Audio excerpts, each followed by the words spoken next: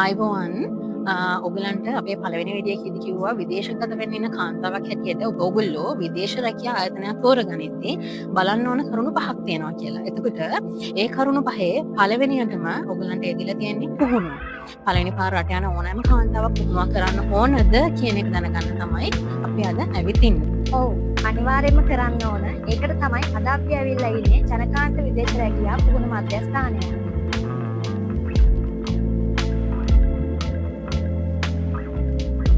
ඔගොල්ලෝ ජනකාන්ත ට්‍රැවල්ස් පුහුණු මධ්‍යස්ථානය හා සම්බන්ධ වෙන සෑම කෙනෙක්ටම අපි දින 28ක නේවාසික පුහුණුවක් දෙනවා. නේවාසික පුහුණුව පුරාවට ඔයගලන්ට නවාතැන් පහසුකම්, කැමවීම, ඊට අමතරව ඒ කාලය පුරාවට අඳින්න ඕන යුනිෆෝම් එක පවා අපි ඔයගලන්ට දෙනවා.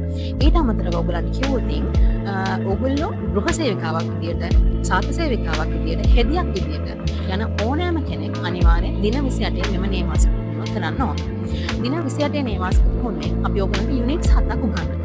මේ යුනිට්ස් 7 උගන්වන්න හේතු තියෙනවා. හේතුව ඔයගොල්ලෝ යන්නේ නොදන්න රටකට අවුරුදු දෙකක වගකීම් කාලයක් සහිතව ඇග්‍රීමන්ට් එකක් සයින් කරලා අවුරුදු දෙකක විදේශගත වෙලා රැකියාවක් කරන්න.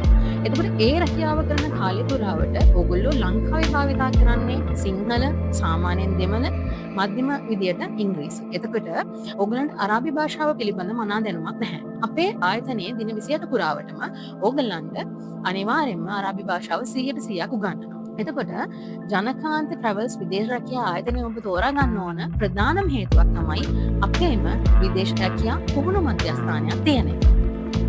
ඒ විතරක් නෙමෙයි, ඔයාව විදේශ සේවා නියුක්ති කාර්යාංශයේ ලියාපදිංචි කිරීමක් කරනවා.